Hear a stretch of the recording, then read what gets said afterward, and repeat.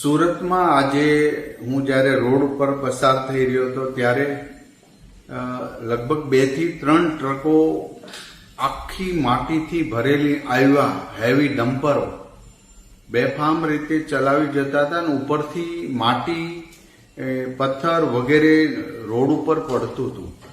અમારી કાર ઉપર પણ પડ્યું. તુરંત જ પોલીસને જાણ કરી, આરોગ્ય વિભાગને પણ જાણ કરી.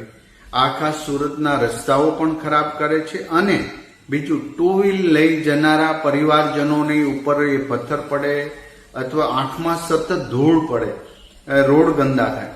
તો આવા લોકોએ ને દંડ કરવા માટે પોલીસને સૂચના આપીને લગભગ 8 થી 10 ટ્રકો આવા માટી ભરેલા હેવી જે સાક્ષાત યમદૂત રોડ ઉપર ફરી રહ્યા હોય એવા લોકોને શાન ઠેકાણે લાવવા માટે એક્શન લેવામાં આવ્યા. અને હજી પણ ધંધો કરે, રોડ ઉપર નીકળે એની સાથે એમને કોઈ વાંધો, આપણે એમને સપોર્ટ પણ કરીએ, પરંતુ માટીના કોઈ પણ ટ્રક રેતી, કપચી વગેરે લઈ જતા, ઈંટો વગેરે લઈ એમને પૂર્ણ રીતે ઉપર પેક કરીને પછી જ રોડ ઉપર લઈ જવા જોઈએ.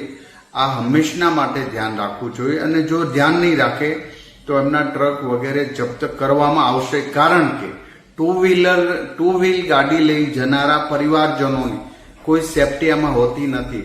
ક્યારેક એક્સિડન્ટ પણ થવાનો ભય રહે છે અને આવી માટી વગેરેથી સુરત રોડને પણ ગંદા કરે.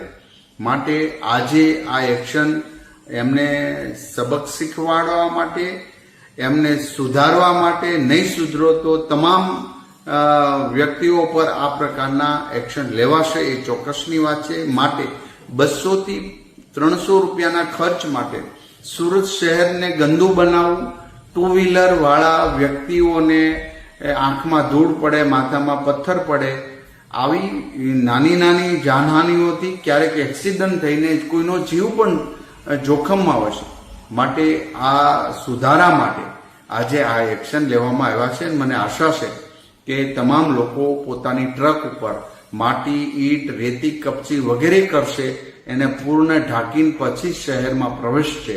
એવા ચુસ્તપણે નિયમના પાલન કરવા જ પડશે. નહીં કરે તો દંડાશે અને એને કોઈને છોડવામાં આવશે નહીં.